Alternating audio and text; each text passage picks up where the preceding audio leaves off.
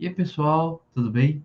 Então, estou deixando aqui essas aulas gravadas para servir de apoio aí para a turma.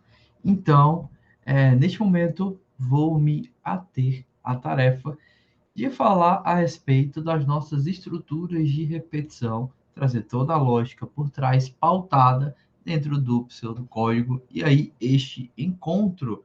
Na verdade, este conteúdo está dividido em dois encontros diferentes. Aqui, vamos dar início, estamos na parte 1, que vai falar sobre as nossas estruturas de repetição de forma geral e apresentar uma delas, beleza?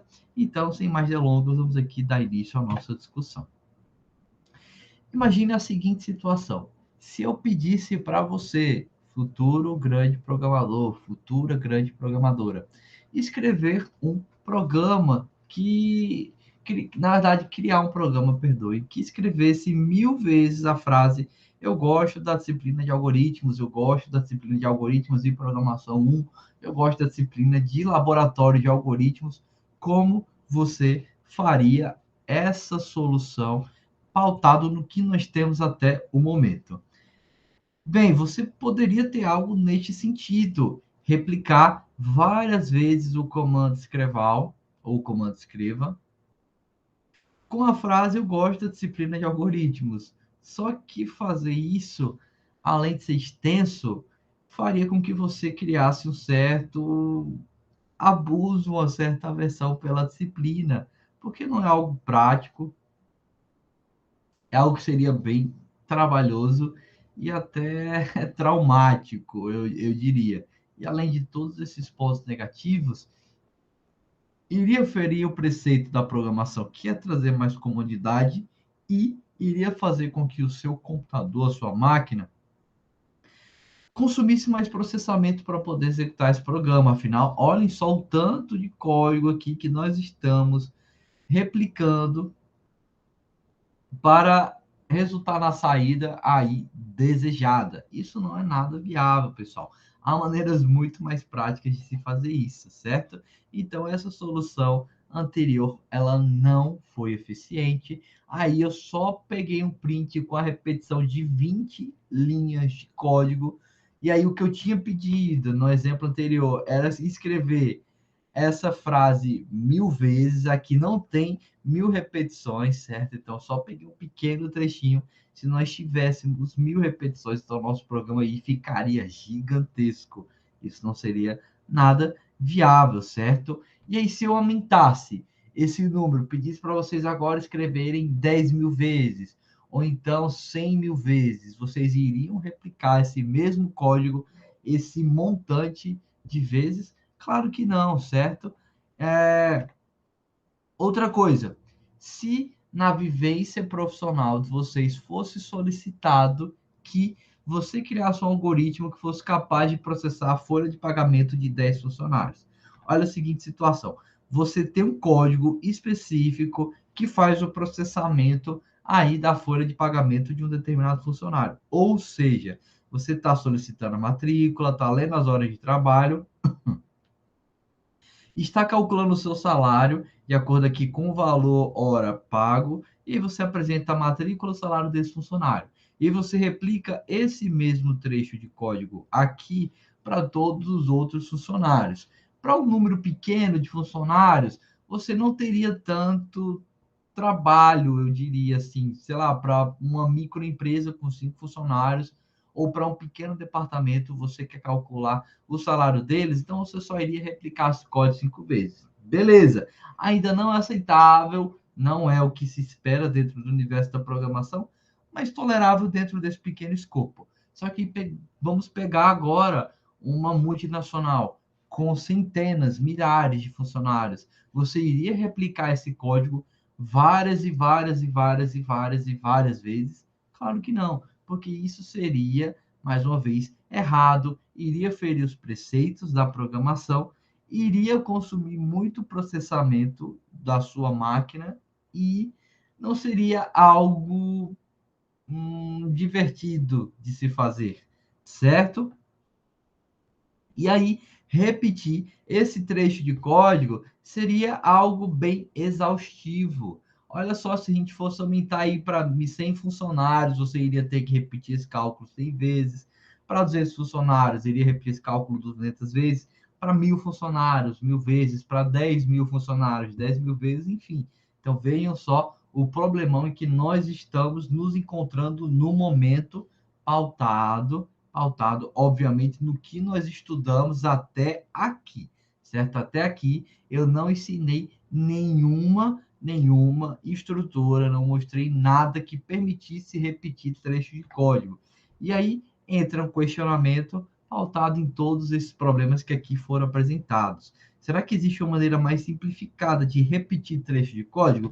Sim, existe, e aí isso é possível graças às nossas maravilhosas, espetaculares e salvadoras aí da pátria estruturas de repetição, certo? E aí, falando agora sobre as nossas estruturas de repetição, elas nos permitem repetir trechos de código sem muito esforço. Olha só que magnífico, olha só que espetacular. Então, são muito comuns mesmo, as situações em que se deseja repetir um determinado trecho de um programa um certo número de vezes. Acredito que, dentre os programas que vocês criaram até agora, vocês já devem ter sentido a necessidade de repetir o trecho de código que ali foi escrito por você, porque afinal isso iria trazer mais dinamicidade, iria deixar o programa mais próximo da realidade. E aí, os exemplos anteriores foram pequenos exemplos disso.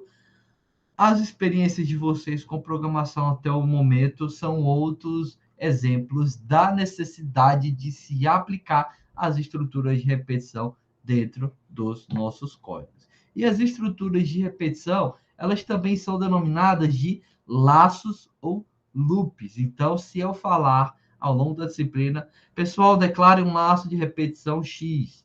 Ou, pessoal, isso aqui é um loop, eu estarei me referindo a essas estruturas de repetição, certo? Esses dois termos aqui são bem comuns dentro do universo da programação. É bem comum, na verdade, você utilizar o termo estruturas de repetição. Então, por isso que eu enfatizo a presença desses outros dois termos muito mais difundidos, certo? E aí a classificação das diferentes estruturas de repetição, ela é feita de acordo com o conhecimento prévio do número de vezes que o conjunto de instruções será repetido.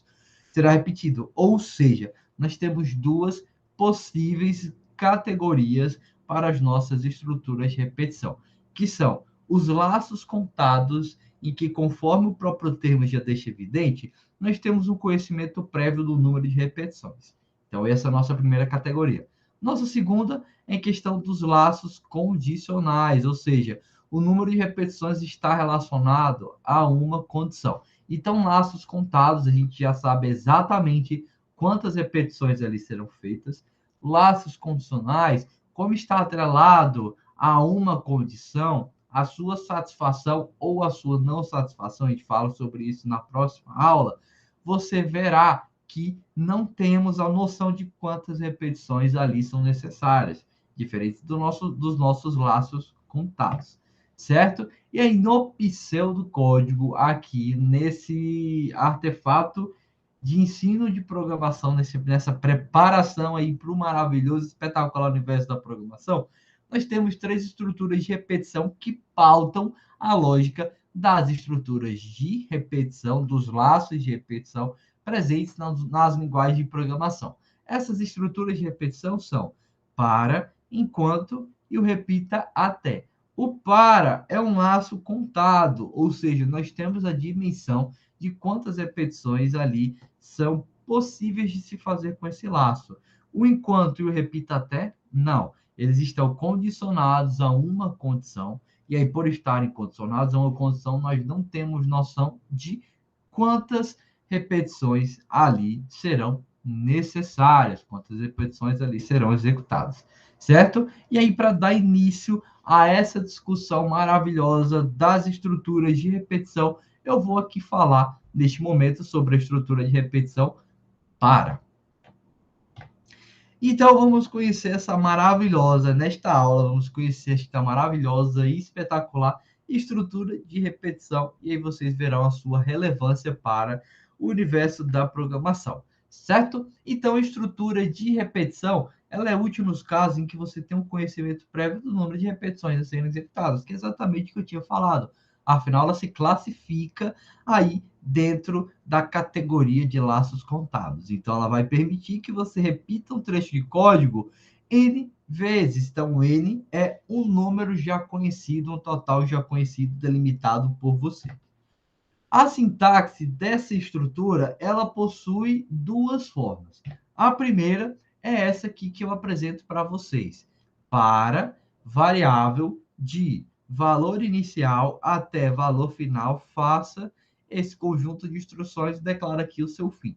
Ou seja, o que isso aqui significa? Eu declaro uma variável que vai ser utilizada dentro dessa estrutura, declaro um valor inicial que essa variável vai possuir e declaro um valor final que eu espero que ela alcance. E aí, dentro desse intervalo do valor inicial até o valor final, ela vai incrementando de um em um, certo? Como vai incrementando de um em um, então consigo executar o total de repetições que eu delimitei e que estão relacionados aí ao valor inicial e ao valor final. Então, se, por exemplo, declarei o valor inicial 1, valor final 10, então isso já deduz que eu terei 10 repetições, ou seja, eu vou do valor 1 até o valor 10, e aí a cada vez que eu incrementar esse valor em unidade, eu executo uma repetição aí do meu conjunto de instruções. Essa é a lógica por trás. Não tem dificuldade.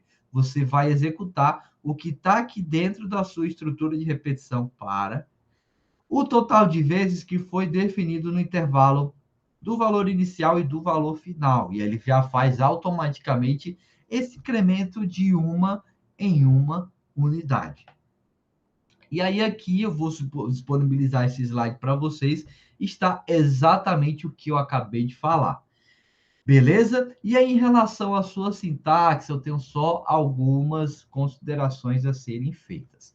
A variável tem que ser necessariamente uma variável, tendo vista que o seu valor ele é alterado a cada iteração. Então, vocês precisam definir essa variável.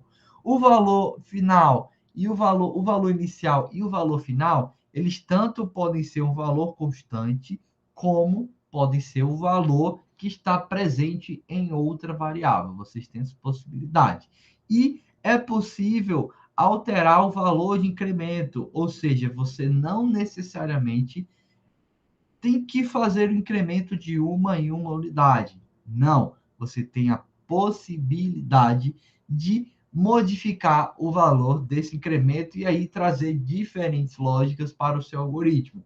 E aí, pautado nesse último ponto, então a sintaxe da nossa estrutura para, ela vai sofrer uma pequena modificação. Olha só, até aqui, ó, desse ponto até aqui, que eu estou passando o meu ponteiro, no meu apontador, desculpem, continuo com a mesma lógica do que eu falei para vocês. A modificação está aqui. Passo valor de incremento. Eu recomendo fortemente que vocês adotem essa segunda estrutura, essa segunda sintaxe aqui, perdão, porque ela é muito próxima da sintaxe do laço for, que é similar ao laço para aqui no pseudocódigo. E aí, lá no laço for, você precisa explicitar o valor de incremento ou valor de decremento, depende aí da lógica que você está fazendo, certo? Então, você vai precisar declarar esse camarada aqui, lá no laço for. Então, para já se habituar a isso, já passe a utilizar essa estrutura, essa sintaxe aqui, certo? Então, para variável de valor inicial até valor final, passo, ou seja, o valor de incremento, passo 1 simboliza que vai incrementar de 1 em 1, passo 2 simboliza que vai incrementar de 2 em 2, passo menos 2 significa que vai decrementar, vai fazer a ordem inversa de menos 2 e menos 2, enfim, certo? Esse valor vocês precisam explicitar. Por padrão, conforme vocês viram na sintaxe anterior, é o 1. Mas o ideal é que vocês o declarem. Mesmo que fique redundante, afinal, a própria estrutura no seu formato mais básico, ela já faz o incremento de 1 em 1, eu recomendo fortemente que vocês declarem esse passo 1, porque isso já vai permitir que vocês se acostumem, assimilem essa declaração, e aí na linguagem C ou em outras linguagens de programação vocês não tenham nenhum tipo de dificuldade com a declaração, com a sintaxe dessa estrutura de repetição. Certo? Bora lá. E aí, aqui é o que é o que eu acabei de falar para vocês. Então, o valor de incremento é o valor adicionado à variável ao final de cada iteração do laço. Então, iteração é um ciclo de repetição, certo? Então, cada vez que repetiu esse conjunto de instruções, então pega o valor que foi definido lá no passo e aí utiliza esse valor para incrementar a variável que você declarou dentro aí da estrutura dentro aí da sintaxe, na verdade, dentro da estrutura do seu par. E aí é possível adicionar diferentes valores de incremento, inclusive um valor negativo, que eu acabei de falar. Isso vai permitir explorar diferentes formas de execução para o laço.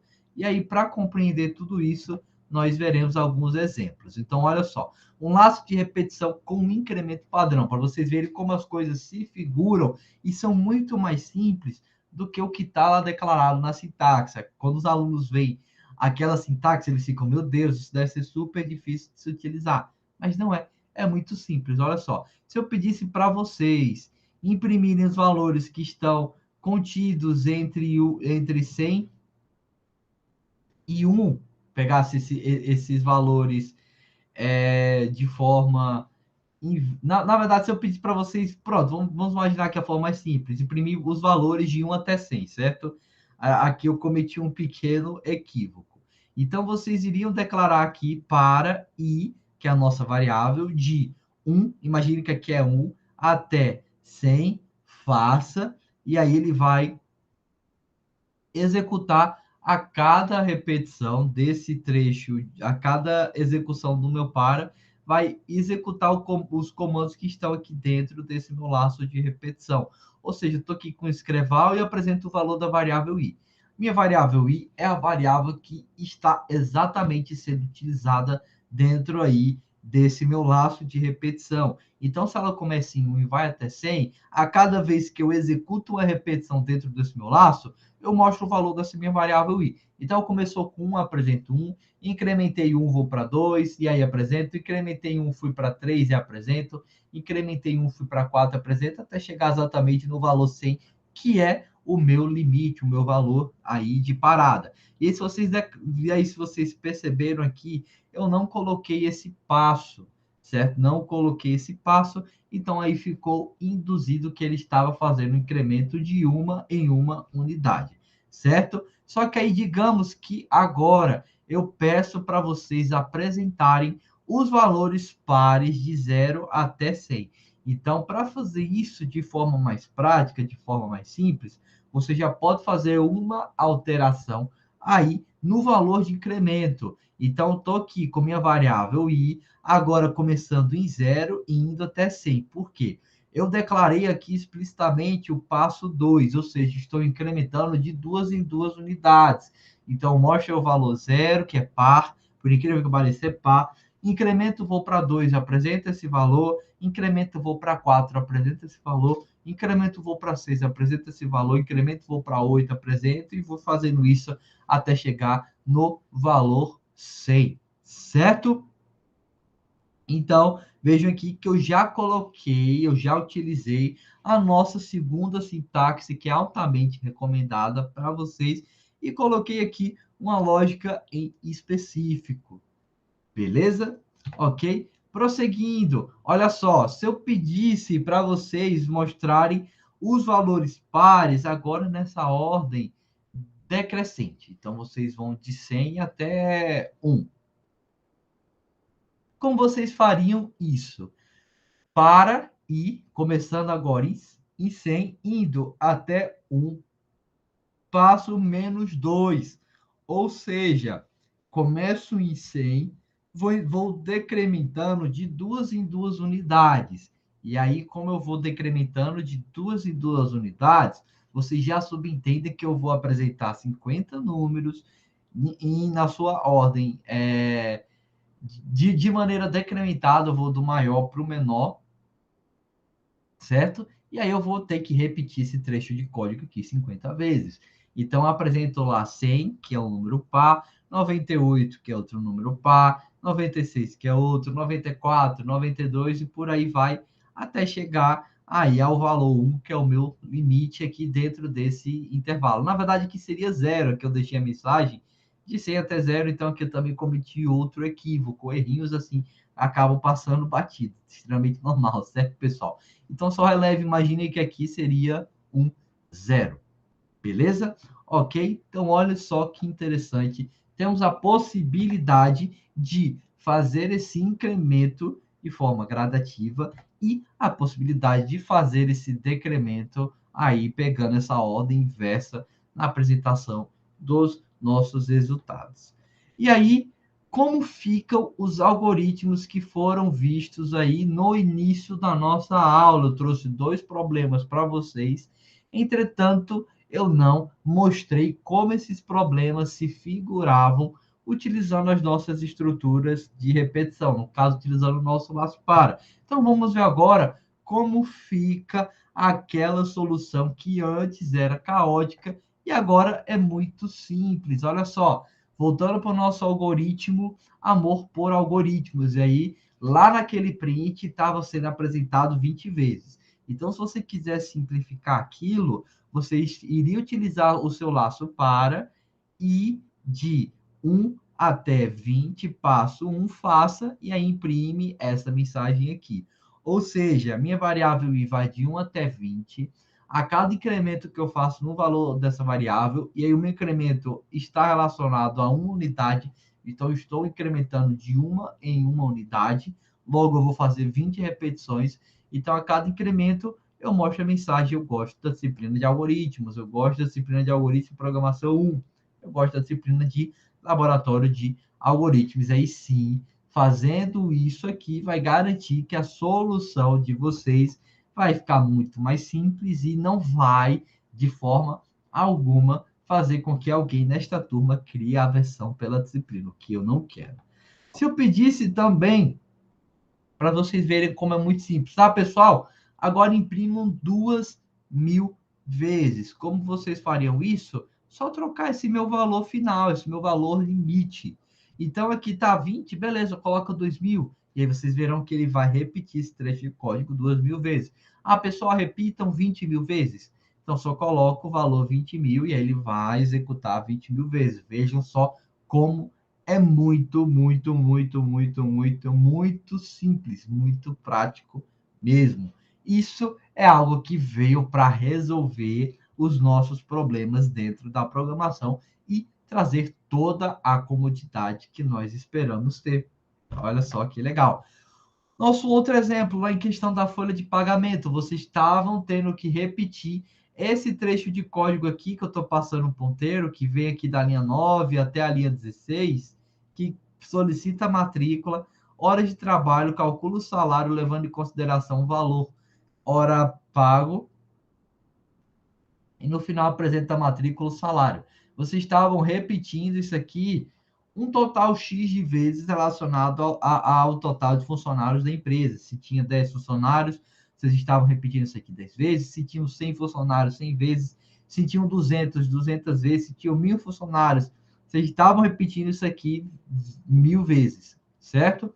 Só que eles estavam fazendo isso da maneira, não vou dizer da maneira errada, mas da maneira não prática, ou da maneira burra, certo? Porque fazer aquilo não é nada prático. Então, acho que a gente pode sim utilizar esse termo sem ser pejorativo, certo? Da maneira burra, porque simboliza que você não está fazendo uso adequado dos artefatos simplificadores que você tem na sua mão. Então, você está optando pelo caminho mais difícil, sendo que você tem a possibilidade de ir pelo caminho mais fácil. Então, se você quer ir pelo caminho mais difícil, mais trabalhoso, sendo que ambos irão levar ao mesmo resultado, então acaba sendo uma decisão burra, assim, digamos. E aí, se eu quero calcular essa folha de pagamento para uma empresa com 10 funcionários, então utilizo o meu laço para e declaro uma variável i, tanto faz aqui, se eu não ressaltei, mas tanto faz qualquer nome para essa variável.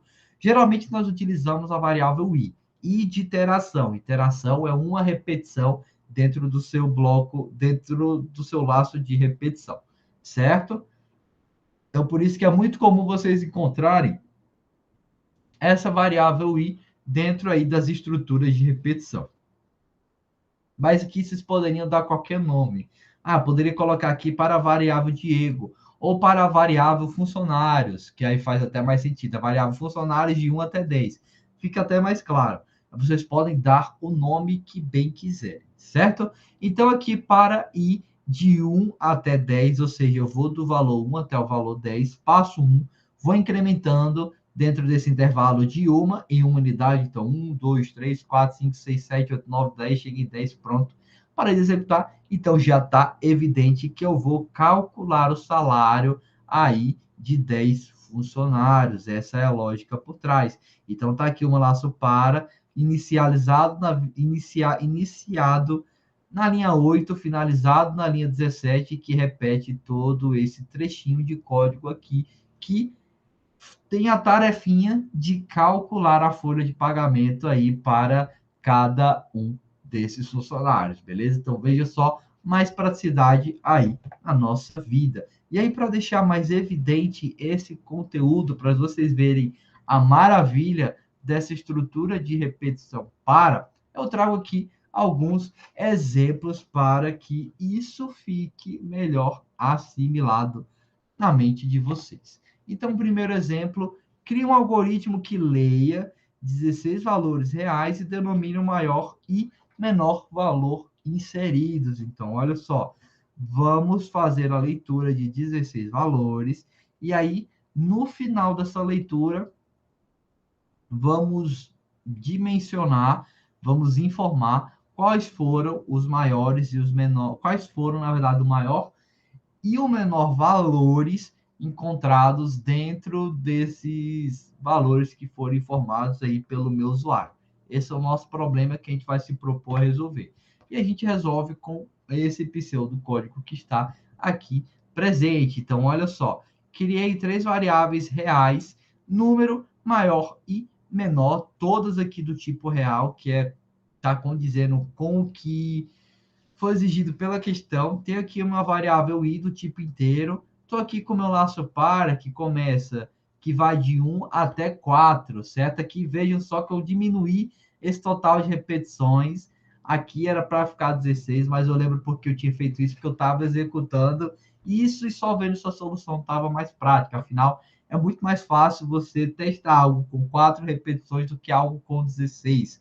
Eu teria aí 4 vezes esse trabalho, isso não seria tão legal, certo? Então, aqui, ignorem esse 4, imaginem um 16, beleza? Mas a lógica permanece a mesma. Você vai conseguir definir exatamente o maior e o menor valores dentro aí desses intervalos, dentro desses valores informados pelo usuário.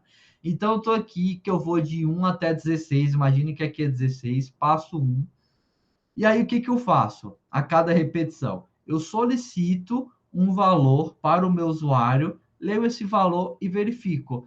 Esse valor ele se enquadra como maior? Se sim, então minha variável maior recebe esse número. Se não, eu verifico se ele se enquadra como o menor, e aí a minha variável menor recebe esse número. Beleza. O que eu estou comparando? Aqui, quando eu crio uma variável dentro aí do pseudocódigo, ela inicialmente tem valor 0. Então, aqui na primeira execução desse meu laço, o que eu estou fazendo? Estou lendo o valor e aqui eu já estou comparando. Esse valor é maior do que zero? Nessa primeira comparação. Se sim, então minha variável maior recebe esse número. Se não, esse valor ele é menor do que zero, se sim, então minha variável menor recebe esse número. Fazer isso não está tão, não tá correto. Por quê? Olha só, se o usuário somente digitar valores negativos, por exemplo, então o algoritmo vai ser incapaz de determinar o maior porque o maior e o menor valores, pois nenhum deles satisfez essa condição, certo? Na verdade, só o maior, porque o menor vai ser possível de se identificar, porque ele precisa ser um valor negativo para que a minha variável menor receba esse valor. O inverso também ocorre, ou seja, se o meu usuário somente digitar valores positivos, então o meu valor, o meu menor valor, ele vai estar lá informando que é zero. O meu usuário digitou zero? Não, ele digitou somente valores aí positivos, não digitou esse valor neutro. Então, por que saiu zero? Saiu zero porque nenhum dos valores informados aí pelo meu usuário satisfez essa condição.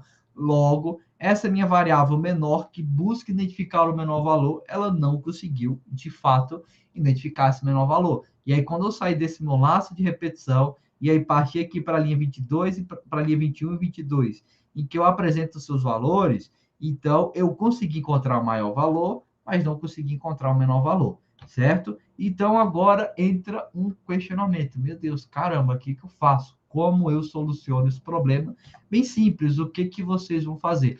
Vocês irão pegar uma, uma das leituras, irão colocar ela para fora, e aí vão solicitar esse número para o usuário, e aí após a leitura desse valor, vocês irão atribuí-lo às variáveis maior e menor. Ou seja, fazer isso vai permitir que você agora sim seja capaz de fazer a comparação de todos os valores informados pelo usuário da forma correta. Por quê?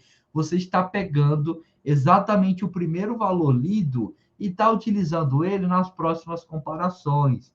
Então, isso vai ser muito mais prático do que você considerar o valor zero, que é o valor inicial dessas variáveis, e que no exemplo anterior estava trazendo prejuízos aí na nossa lógica. Então, olha só, lembram que lá no exemplo anterior eu estava meio que lendo quatro valores, porque eu tinha diminuído essa repetição? Como eu retirei um, olha só como ficou, para ir de 1 até 3. Então, eu tirei uma leitura, coloquei ela para fora. Se eu tirei uma leitura, logo eu também vou refletir isso dentro do meu laço de repetição. Essa é a dica aí primordial, porque é algo aí que vai facilitar muito a vida de vocês ao longo da vossa vivência com a programação, certo? E aí, olha só, eu só coloquei aqui, ó, escreva, digite um valor real, leia esse número, e aí minhas variáveis, maior, minha variável menor recebe exatamente esse número. Então, aí sim, eu já tenho um valor inicial adequado para essas minhas duas variáveis. E aí eu já posso considerar esse valor nas minhas próximas verificações. Certo? Então, tá aqui, a lógica se mantém a mesma. Então, vou ler um outro valor, dentro dessa minha estrutura de decisão e verifico o número lido ele se enquadra como maior, ou seja, o valor atual que o meu usuário inseriu é maior do que o valor atual que a minha variável maior possui. Se sim, então isso significa que eu encontrei um valor que é maior. Logo, minha variável maior vai receber esse número. Então, aqui é o que eu estou refletindo exatamente nesse trechinho de código. Se o número for maior do que o valor da variável maior, então minha variável maior recebe esse número. Se não, eu vou só verificar o inverso. Então, o número que o meu usuário inseriu no momento, ele é menor do que o valor atual da minha variável menor, que armazena o menor valor lido até agora? Se sim, então minha variável menor recebe esse número. E aí eu fico nesse loop aqui até encerrar essa leitura, certo? Até encerrar essa inserção de valores e essas verificações, aí no final apresenta o maior e menor valor. Maior e menor valores, perdoe. Então vejam só, bem simples e uma dica aí de ouro que vai facilitar bastante a vida futura de vocês. Então, pessoal, carreguem isso aí para a vida, porque é algo que vai simplificar muito, muito mesmo as vossas próximas experiências, as vossas futuras experiências aí com a programação. Certo? Vamos lá, segundo exemplo. Crie um algoritmo que agora leia 20 valores inteiros e determine quantos foram pares, ímpares, positivos, negativos e neutros. Então, veja só, a gente já tem aí um problemão mais complexo para se lidar. Vamos ler 20 valores e aí vamos contabilizar quantos são pares, ímpares, positivos, negativos e neutros. Certo? Esse é o problema que a gente vai se propor a resolver aqui agora.